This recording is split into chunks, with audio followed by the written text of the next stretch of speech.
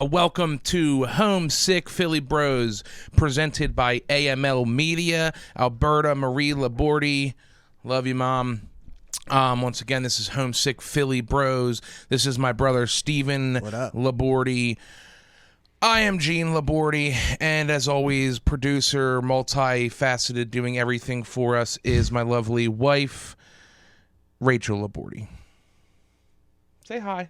Hi. There you go. Just so you know, people don't think I'm making up having a wife. She's chained to the chair. She really doesn't want to be here.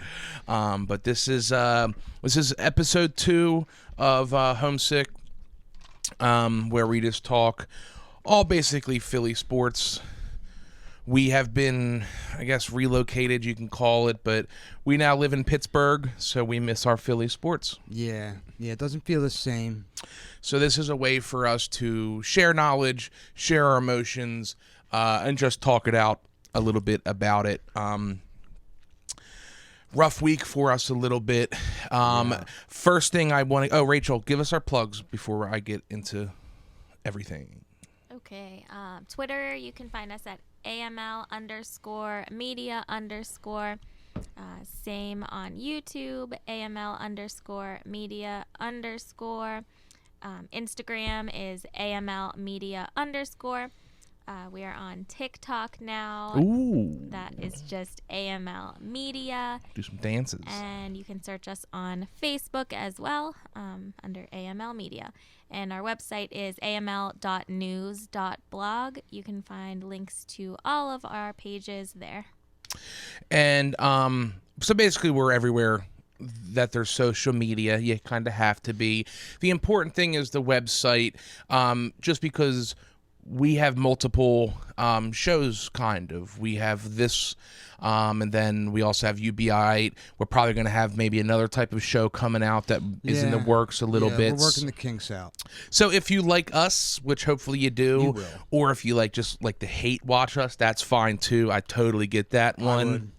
But one thing I need to do, and you pointed this out, and it scrambled my brains, is last episode, I called him by the first wrong name, but Josh Sweat, I was just talking about him. He kind of made a play.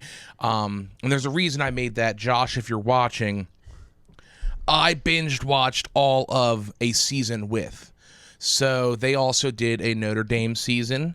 I just remember you were killing it, but you were at Florida State, not Notre Dame. So that's why I made that mistake. I just want people to know I'm not a dum-dum when it comes to the birds. I need to make that correction. But I'll let Steven kind of lead this. This is really, he spends his whole downtime at just watching everything he can on not only just Philly sports, but specifically the birds. Yeah, the NFL is a whole during football season. Sure, yeah. But yeah, it's kind of my thing. You know what I mean? Shout out Ruben Frank. Ruby. But so this would be week 10 of the 2022 season, where unfortunately on Monday Night Football, the Eagles took their first loss. That's important to point out, first loss to the Washington Commanders. Yeah. Yeah, it was a rough night. Some really it was a weird football game. To get started off with it, we both agreed the Birds had a weird 3-4 weeks. We had a bye and then a Thursday night game and then a Sunday night game and then a Monday night game. So there was just a lot of downtime for us. And I mean, we never played high level football, but it just, with anything, when you get into a rhythm, you get moving, you keep staying with it. I think that had a little bit of something to do with it.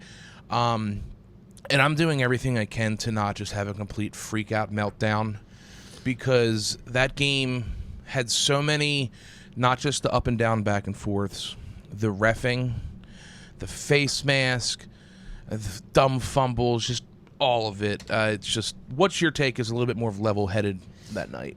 Well, we didn't play good. Definitely didn't play 60 minutes. No. We took a lot of injuries. Yeah. Made what, 4 turnovers? You can't win football games like that. Was it 4 or was it 5 at the end when we tried to do that dumb No, that was thing? the 4th. Was that the 4th? Yeah. Which I don't count that. That was like game over pretty well, much. the stats, it counts. Yeah, we but still are probably leading the league in turnover differential, but yeah, just an uncharacteristic game. The refs didn't have a great night, but that's not. I don't think that's the reason we lost. there was pinnacle moments that it really played into it and blew it out of proportion of like what was going on, just because even both sides of the ball, they made a dumb call, and then to kind of give us one back, they kind of gave us like a weird defensive, I forget, it was like a pass interference, yeah, something that like really wasn't. But the big thing was the face mask, because not only was it I think the major turn of that call, like caused that turnover, but Goddard went down with a shoulder injury as well. Yeah, and we're gonna get into the injuries, but I just wanna say I thought Jalen played a good game overall. The interception he drew wasn't his fault. It actually was a great throw, and AJ Brown, you can't catch everything, but it did hit him in the hands.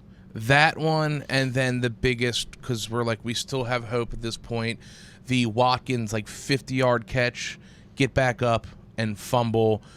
I see it trying to do extra for the team, but right there, like Watkins just kind of take the, I get what you're trying to do, but the 50 yards was plenty for us. You tried to do a little bit too much, maybe. Yeah, but you know, he doesn't get a lot of touches, so he was trying to make the best out of that one. But protect that ball if you're going to try and get back up and do extra special things. One thing I seen talking about the refs, and we love Jason Kelsey, he put out a quote out there I thought was pretty cool. He said, "We had so many opportunities to win that football game. The reality is you have to go play the game that's called. That's a face mask." He said, "Is that a face mask on Dallas Goedert? No, it wasn't. You want to know why? Because they didn't throw the flag. It's a loser mentality to put it on somebody else." So that goes to show our veteran. We're fans, so we're allowed to put it on the refs a little bit. Oh, yeah, we are, but I like that a veteran went in there and goes, "Guys, play the game as it's called." Nobody wanted to talk about the refs on the team after the game. But you were having definitely a bit of a freak out. I can't stand when refs are like, they dictate the game that much, and especially, well, obviously when it's against us. It was a heartbreaking thing. I was watching my team underperform, and it just really hurt. I think most people who are big NFL fans, just in general, like football, pro football, would agree that the refs, listen, if you're going to make such an impact on the game, you can't miss that 15-yard face mask. You can't call, what's his name? C.J. Gardner got that roughing penalty. There's a 15-yarder, like you said, the DPI earlier. These are major effects on the game. And then to miss a face mask on a turnover. Such a big face mask. It wasn't flagrant. Minor. Like it completely twisted his whole body. And there's so many refs out there. I don't know how it gets missed. Right. And that's one thing that even the one announcer was like, "That's an obvious miss." And apparently the NFL has talked about, like, should we be able to maybe review personal fouls? That would get messy. It would, But that one right there, that's an example of that really should have. It happened, caused an injury, and caused a big turnover. The fact of the matter is we shouldn't have been in the position to have to come back on the Redskins. But before we get into the offense and defense, let's just lay out the injuries that came out of this game. Marlon Tuipulotu, defensive tackle, IR. Which is 4 weeks minimum on IR. We got Avonte Maddox. Didn't get injured in this game, but he's currently on IR. Talking about the face mask, Dallas Goedert, the shoulder. IR. And while I was doing my daily rounds of football coverage, it doesn't sound good. It doesn't sound like 4 weeks is definitely going to get him back in the lineup. Dallas Goedert was having a Pro Bowl season, a career season. Was fitting our system so perfectly. He Jalen's security blanket. Sure. Everything from the screens to sealing up edges on certain, like, he can block, so that is such a hurt piece Yeah. to lose him. It is. And we also, Josh Sweat was banged up. He finished the game, but he wasn't all the way at the end of that game at all. Had they said anything, because I told you at the end of the game, he finished playing, but did A.J. Brown... He's not. He'll be on the injury report this week for the first time all season, which is great, but I don't think he's going to miss time. Okay. So that's good. Because they'll never say he's only at 80%. Everyone in the NFL at this point of the season is at 80%. Yeah, no you one's know, full go. But it does stink to see. Like, I'd rather that be like maybe a sore shoulder, not an ankle on a wide receiver. Right. That's what scared me a little bit on that. So just to finish, so going into next week, mention the other guys that are out, mostly on IR. Jordan Davis is still out for 2 more weeks, right? So we're stayed healthy for most of the season, but injuries happen and they're catching up to us. But no season enders. Knock on wood. And just to see the man, Jason Kelsey, got rolled up on a little bit on that touchdown. Mm-hmm. But he came back out just like as the guy is just Right. He just walks around tough. I love seeing that. So yeah, to hop into the offense of just in general, moving forward, how do we replace something like Goddard? Do you think it's going to come down to just more wide receiver targets and? Well, that's going to be the main focus. But Jalen trusts Jack Stoll.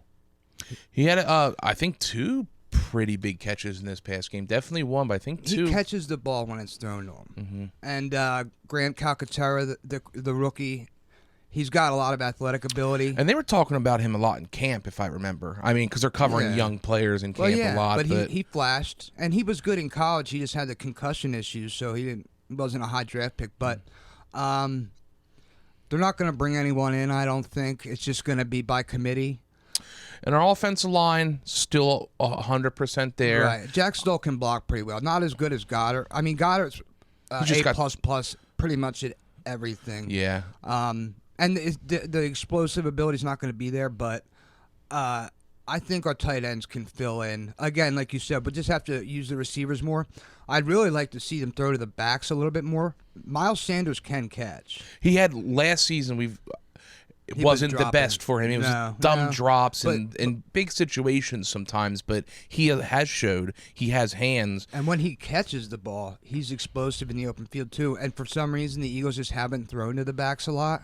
But with Goddard out now, I expect them to mix in more of that. But and with Gainwell and Boston Scott, they both, I mean, they're nothing spectacular, but they have showed they can catch. Boston Scott has showed some. No, Gainwell hasn't caught the ball this season. He's got a lot. He's probably out of 10 targets, he's dropped like 4 of them.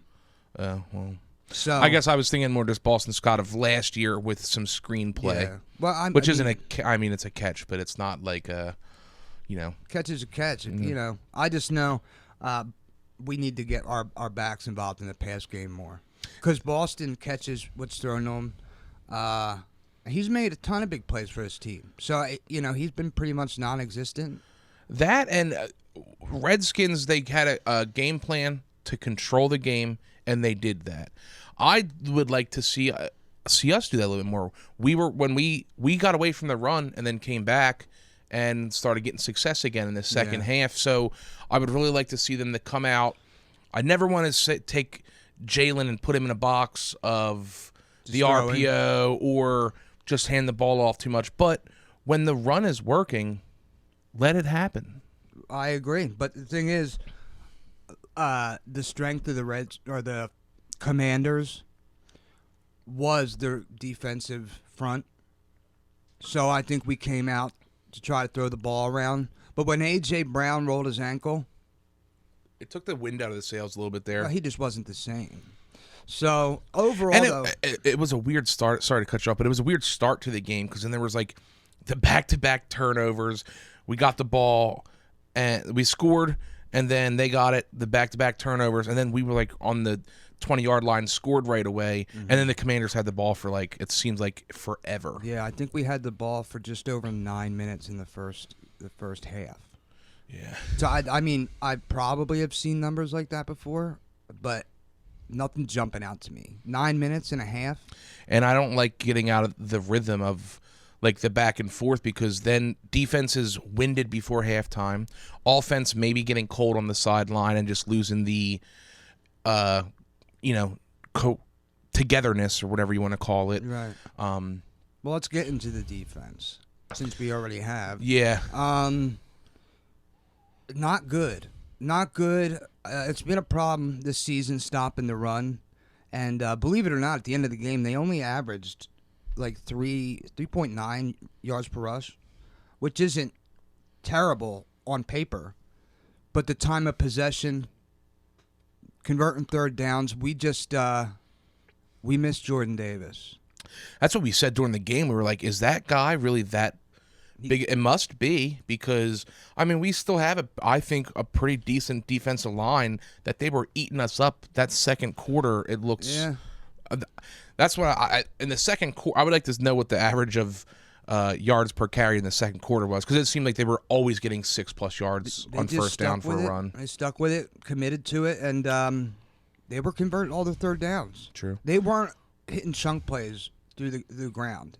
I think the longest rush of the game was 11 yards. It was just... They always had a short third down, which is a Right. key to success, I think, for any team out there. Because Jonathan Gannon wants to tee off on the quarterback and get you in passing situations, and we just weren't doing that. And when we did, they were converting third down passes too. I've always kind of liked Heineke, or at least he's way better than Wentz. Well, it seemed like I believe they kind of have announced that they're sticking with Heineke, which I agree with. The momentum's there. Once the locker room rallies around the backup quarterback, it's kind of like the Foles situation with Wentz. Did you see? You probably didn't, because you're not on social media that much, but did you see the videos of Heineke on the plane? They had him like he's drinking Busch Lights or whatever. He's drinking some beers, but all like the wide receivers and stuff, they were putting their bling around his neck and have him do like dances to That like. was Kirk Cousins. No, Kirk Cousins did it, but they just definitely was Heineke. Yeah. So they just copied the video? I guess, yeah. Which it's pretty funny to have like. After that win, I could see them being hyped, so I can't hate on it, but I can hate on it. So, not just the run stopping, but on defense, Slay didn't have a great game. I mean, Terry McLaurin's a great receiver, but he's not Tyreek Hill. And we shut them down the first game. So, we also had, 9 sacks the first game? Yeah, but we don't have to mention that. We did good. We did good the first game, and, they were just making plays in the pass game when they had to. And then turnovers. When we turned the ball over that many times. You said this to me 3 weeks ago or something, and I've noticed it. We had another like poor performance of tackling. It was not as bad as the prior game against Texas, but it was still... Listen, our linebackers aren't big bruising linebackers. Yeah. So if your defensive line's getting pushed off the ball, which they did most of the game, just bullied us, and their offensive line is not even average. Do you think defense or just the whole team in general got complacent and this was a sleeper game for them? Wishful thinking says, yeah, but the reality might be that people know our weakness right now. Listen, Fletcher Cox is old. He's not the same guy, and he's always banged up. Hargrave is undersized. I mean, he's playing the nose tackle on a 5-man front. He is not a nose tackle. And then I hate to say it, but our defensive ends really aren't flashing. Reddick's a pure pass rusher. Mm-hmm. So if you get anything from him in the run defense, it's a bonus. And Kazir White's a small guy. He's not flashing. Since week 1, really, he hasn't flashed And much. Brandon Graham just... At the beginning of the season, we were saying, oh, it's cool, dude. Old Brandon Graham's back. Yeah. But you haven't really seen much out of him. Once again, you'll see the flash of the pass rush or rushing the quarterback a little bit. But we're getting a penalty on a roughing the passer at the end of the game. And as much as I hated the refs that game, when it happened, I said, I went old head and I was like, they can't even touch the quarterback anymore. But dude, no, you can't. There was no reason for it in today's NFL. That's and it's hard to really say because when they do it slow motion, you're like, what are you doing? But in the time of the play, it's like, oh, he's going towards him and just making sure he's down. But you gotta be smarter than that in this NFL. Yeah, especially a vet like that. It's been around a long time. You know what I mean? You would think he would be happy he kneeled so he didn't have to run all the way to him. Yeah, well, it seems like before he kneeled, his weight got a little too above him. He says, well, I'm going to go down. Let me make sure at least I touch him. Yeah, but that's definitely a penalty. Yeah. But, yeah, C.J. Gardner had another interception. I think it's a franchise record now. And he's leading the NFL in interceptions. But you were right, though. He's not a great tackler in the open field against the run game. So we brought in some big guys, right? And Ndamukong Suh. Both of these guys are over 35, but you don't need to be an explosive athlete to stop the run necessarily. You just got to get in the way and clog up the lanes. Time's going to tell if Howie just pulled another awesome Howie move or if we put the cart in front of the horse a little bit because after watching that game, novice football people know that, like, why are they running on us so easy, kind of. So you think, all right, let's go get two big dudes in the middle. Jordan Davis is down, and if they can just fill their gaps, that's going to fix some problems. Both veteran guys, so you think they can come in and probably, like, get right into it? Let's hope. I think I'm excited about Suh because he plays nasty. This guy has at least between 7 and 10 either ejections or fines from the NFL. He once kicked Matt Schaub in the groin. Was he the one who stomped? On the Packers guard, I believe he was. There's stories about him like elbowing Jay Cutler in the back of the head and the neck. He's a dirty player, and maybe we need some of that, though. And that might light a fire under. I just don't want it to let you do you. Don't let other. No, don't take some of our young guys and go, dude. If you elbow with them, they can't see it. I wouldn't. I hope not. But I mean, the griminess maybe does fit our city a little bit, if you want to say that. But if someone can come in and stop the run, great pickup. Yeah, And Jonathan Gannon really, he's not bringing any run blitzes. And this defense, he runs. If you're not stopping the run, everything gets messed up. Yeah. Because this defense is meant to stop the pass and rush the passer. But if you're not stopping a run, they're in third and shorts. You're just not. It looks, well, we saw it's ugly. Our defense has a very specific formula. And when one thing gets thrown off, then even our awesome cornerbacks, they're having to come up, so... I'll give hats off to the Commanders a little bit for I think they had a game plan and it worked and they stuck with it. But that's a game we should have had, and I'm going to write it off as stay positive so it doesn't ruin my week. I'm going to write that off as we're 8-1, man. Yeah. So it does suck because the Commanders, for a team that was at the top of everyone's power rankings, that's a bad loss. They almost beat the Vikings the game before. They're playing well. So I'm positive. If we lose to the Colts, then I might hit the panic button. I'm hitting the panic button. Yeah. It just does stink because we're Philadelphia, so everyone immediately goes, "Oh, see, they are not. They'll never give us love." So people were rooting against us, as they should. Which everyone, when someone's undefeated, nobody in the league wants that. Listen, when the Chiefs and the Bills lose, I'm happy. And honestly, I think the NFL in general probably doesn't want a undefeated dominant team. I think no. It's not as good of a story when the Philadelphia team is killing it, but like if the Rams were killing it. Everyone loves the 49ers and Kyle Shanahan. But yeah, I mean, no one likes us and we don't care, right? Yeah.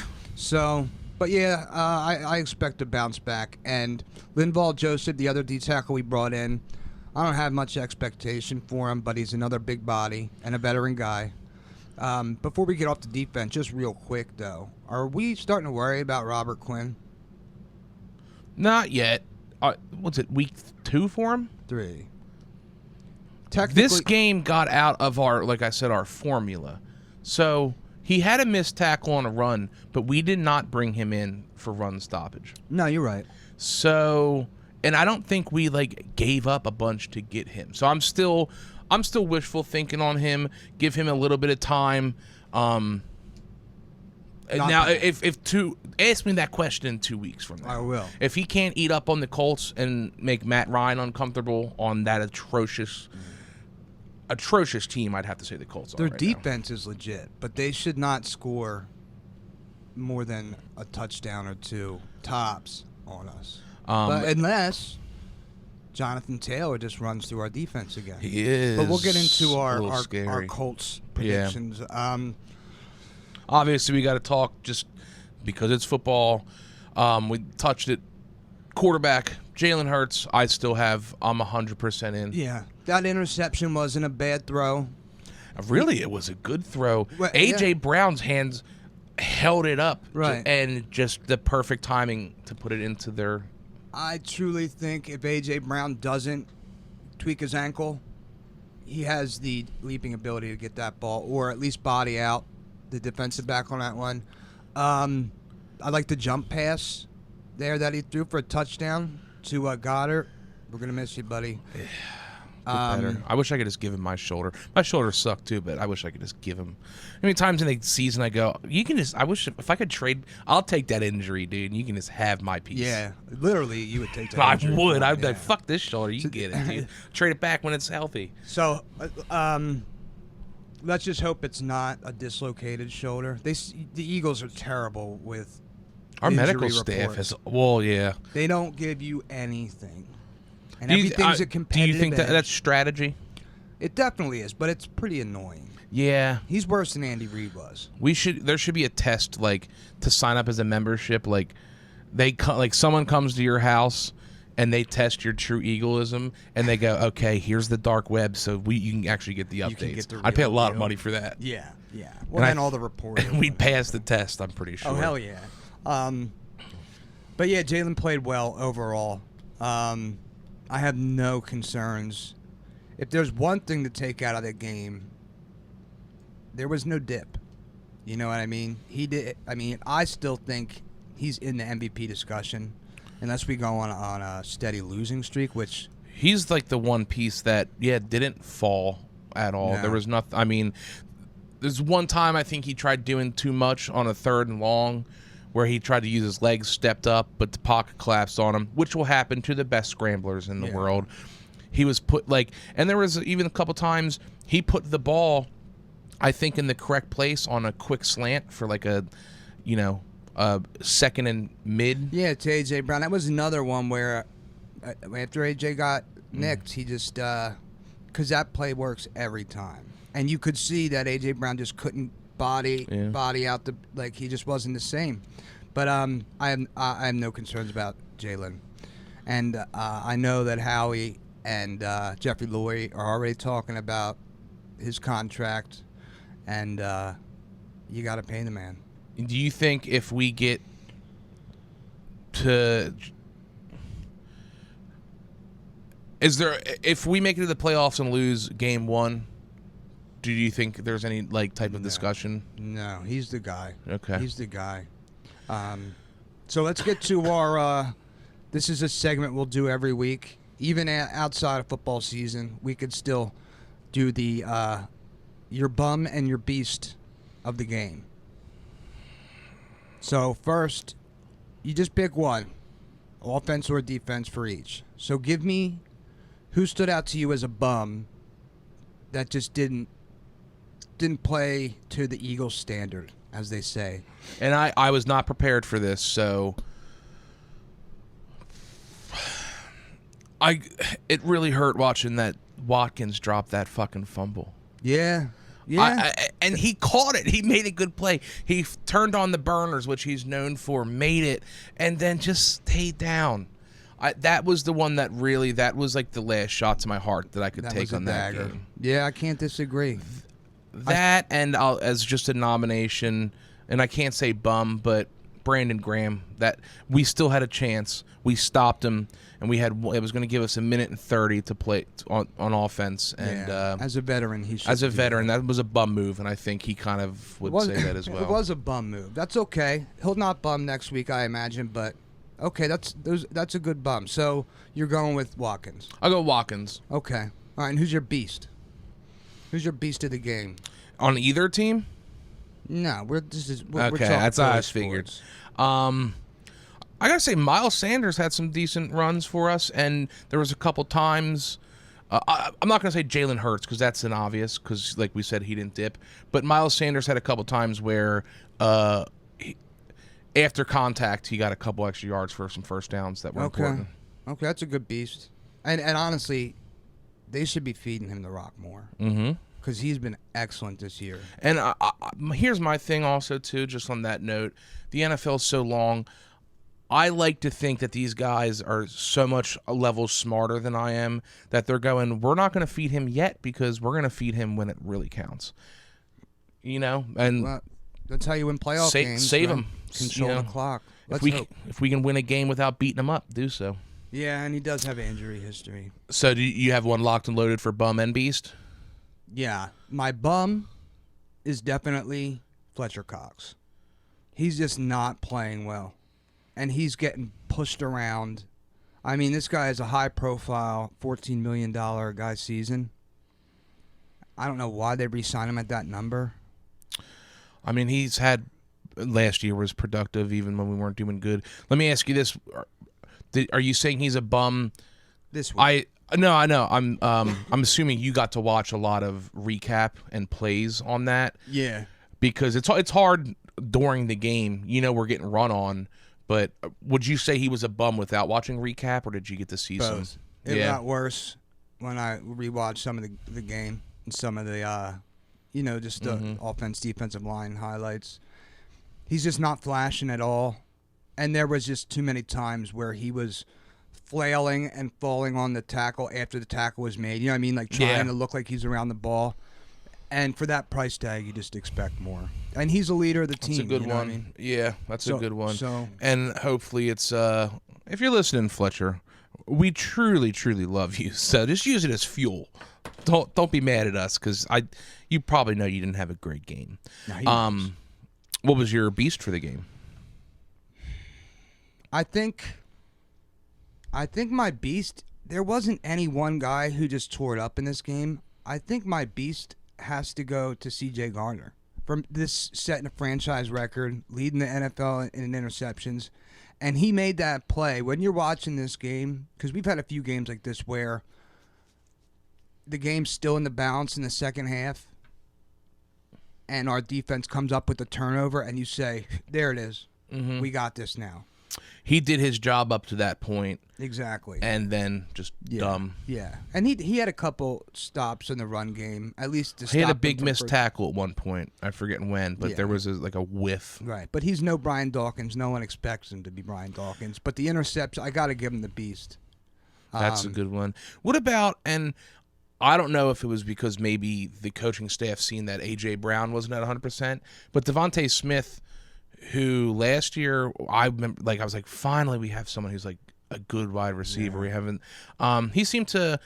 Maybe it was just because he got more targets, but nothing crazy. But no, not beast level. But he had a good game. Mm-hmm. You know what I mean? And in the beginning of the game, as Jalen Hurts usually does, he was a little off target in the beginning, and Devontae was coming up with those catches.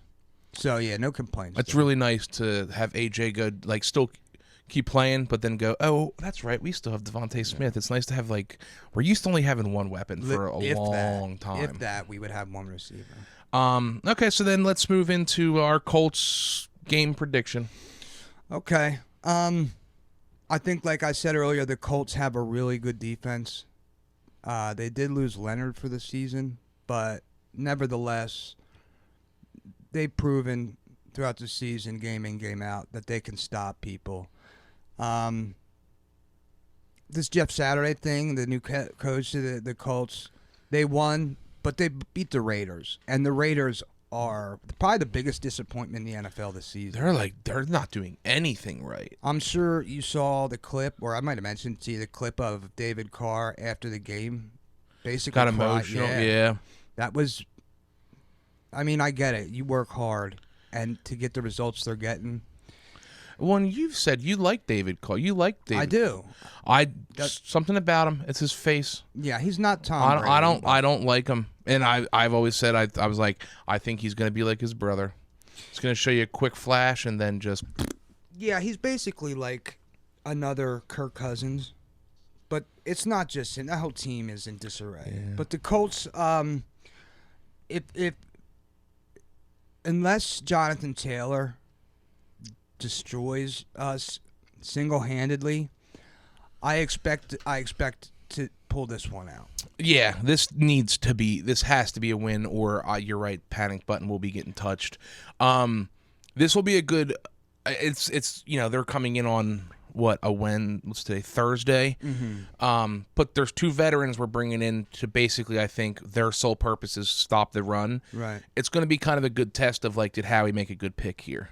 Well, he didn't pay them much, so the worst that happens is we don't get worse. We can really only get better. But having Jonathan Taylor and an offense that really can't do much else. No, their offensive line has regressed big time. The Colts' offensive line, which is a shame because Quentin Nelson. Yeah, everyone loves that dude. Really cool. I mean, last season, the season before, people were talking about him as the best offensive lineman potentially in the league. And I think it's not just him though. No, I think it's a case of he might be the only good offense line on that team. But you will say Jeff Saturday was a center. So if anything should improve, it's their offensive line. But I'm going to go with, I think the Eagles are going to win this one 24-17. And I'm hoping we should score more than that. I'm going to be right around there, but I don't want to use the same thing.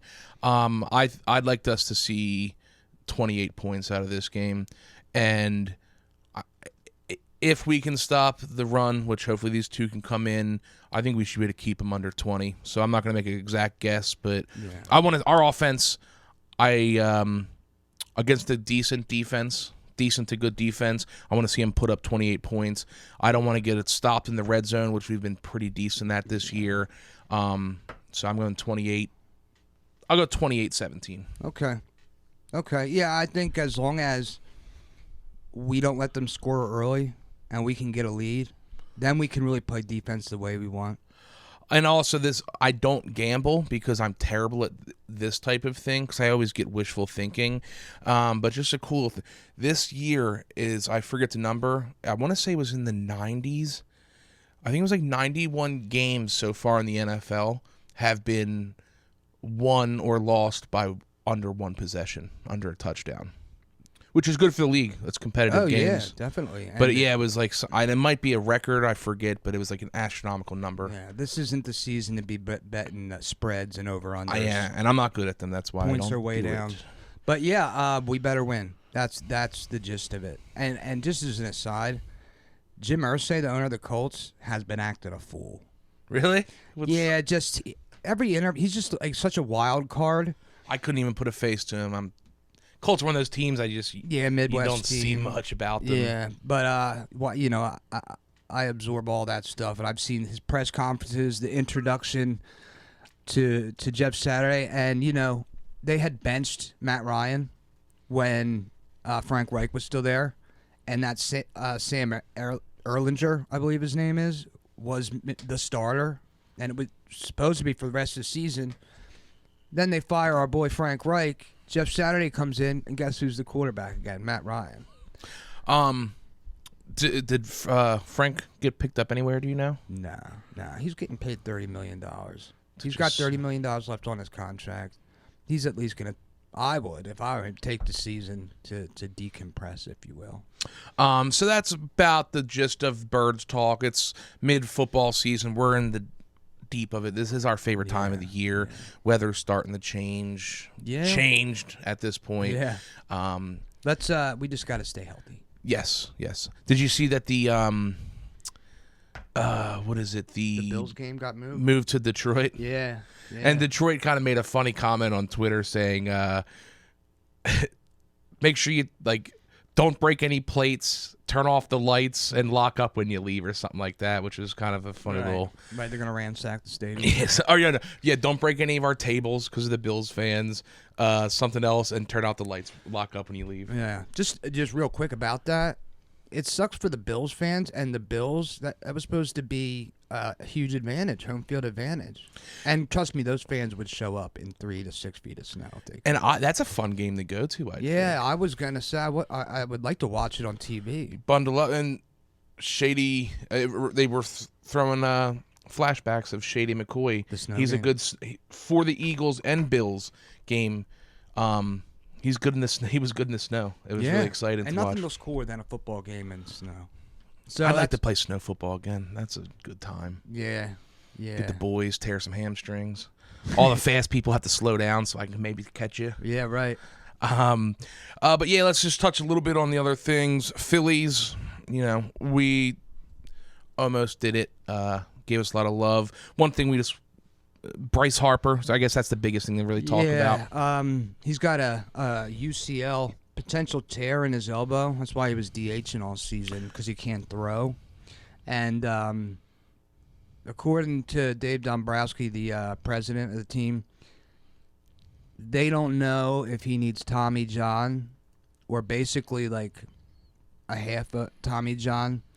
So we could be looking at not having Harper for a month or not having Harper for months, which is, a big deal. Didn't they? I thought I saw something that they were pretty sure that he'd be ready for the opener, though, right? Regardless, not from what I gathered. No. But either way, he'll be back to at least DH. But if it's Tommy John and he's out until August, that's we won some games last season without him, but that's just a bummer. To start the season, that's hard because you gotta get some of those wins to get you guys, get the guys feeling good in the clubhouse. Especially considering Dave Dombrowski didn't exactly say it, but they're in the market for a big splash free agent at shortstop. You mentioned somebody, right? Yeah, Trey Turner. He's a beast. He hits 300 or more. He'll steal you 30 bags. He's an A-plus defender. And he could really take over that lead spot in the lineup so Schwarber can – I can't imagine they would keep Schwarber at the top of the lineup if they get Trey Turner. And that was a lot of times it's been like Schwarber would have hit a home run. You'd be like, damn, why can't we have someone on base? Because he's leading off. Exactly. So that would be So the other names out there is Xander Bogaerts, Carlos Correa, and Dansby Swanson. These are all guys that we're looking at. But, Dave, bring us Trey Turner. The fans turned out for you, dude. So I know he said, I'm putting my money where my mouth is. I'm spending it. Stupid money, he said. Yeah. So keep doing it, man. You know what? We need one. We were 2 wins away. So close. So if you need any indication that we should continue to purchase to compete, if you will. But I have utmost confidence that they're going to bring in a big name.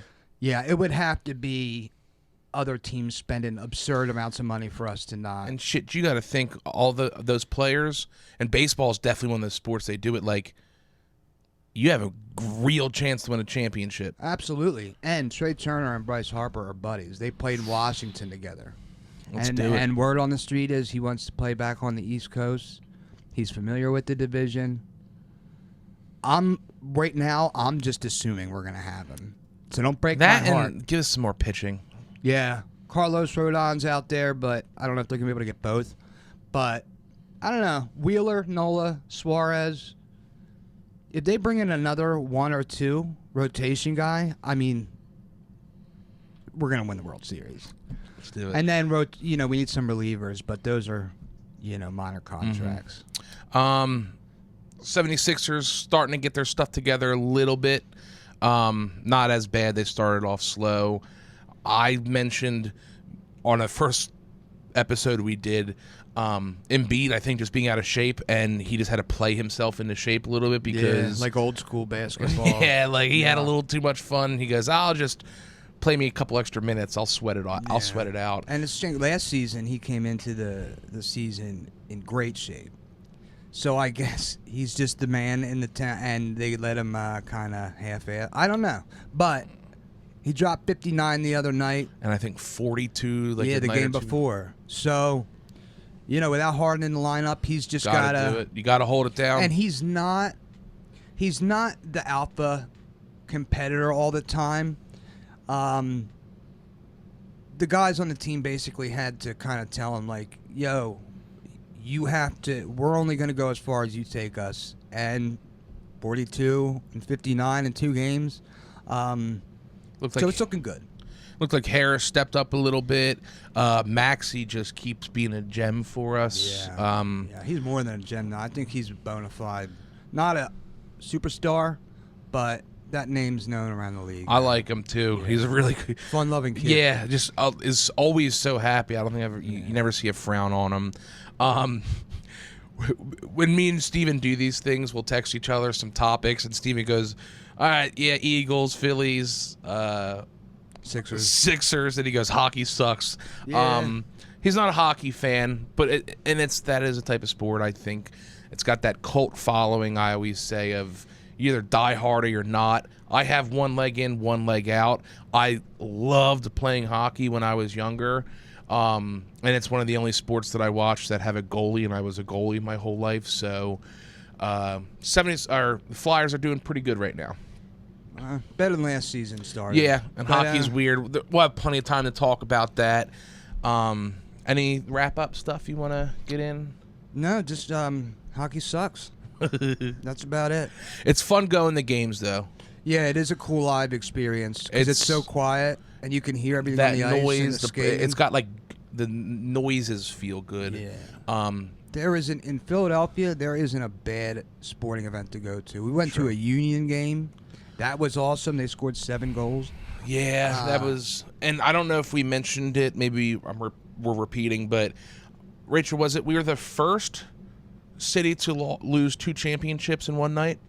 Yep, that's right. Yeah, the Union, and when the Phillies lost the World Series. So we lost 2 championship games, but now we're the only city to have lost 2 in one day. So beat that. Okay. But I think that does it for us. Once again, this is my brother Steven. I'm Gene. That's Rachel. We're all Labordes. This is Homesick Philly Bros, presented by AML Media. Rachel, give them the plugs. Let them know where they can find all of our stuff, please. Okay. On Twitter, you can find us at AML_media_. YouTube is the same. Instagram is AML Media _. TikTok is just AML Media. Facebook is also just AML Media. Or you can find all of our links on our website, aml.news.blog. And the site, as always, is where you're going to be able to get everything. Yeah. It's free. That's so go check it out. Yeah. Share it with your friends if you like it. Comment, mean or good. It's all. It's Come all. on back next week.